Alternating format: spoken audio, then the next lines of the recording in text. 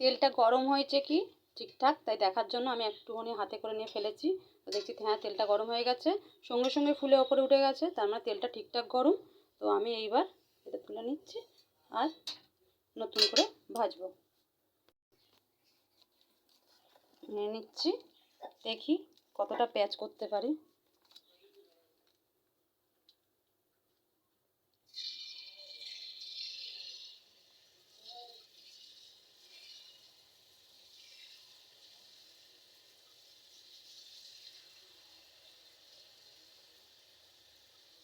দেখো পেঁয়াজ যতটা পারি করছি।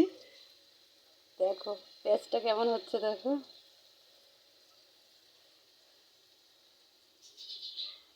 দোকানের মতন অত ভালো পেঁয়াজ না দিতে পারলেও কিন্তু জিলাপি দেখতেই হবে, যে যেমন খুশি করো।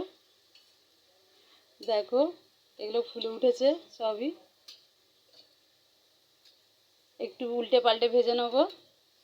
তো ঘরে বসেই জিলাপি বানাও, বাজারে কিনতে গেলে 10 টাকায় কি 30 টাকায় এমন কিছুই হয় না 30 টাকার মধ্যে, কিন্তু আমি 30 টাকা খরচ করে তো বাড়ির সবাই পরিবারের সকলের জন্য জিলাপি থালা ভরে খেতে পারবো।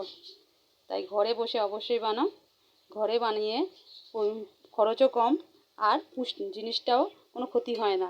আপনার যেমন এই টাটকা তেলটা খুব টাটকা, দোকানে গেলে তেলটা পোড়া তেল পাবেন, তেলের পর দিন প্রতিদিনের তেল।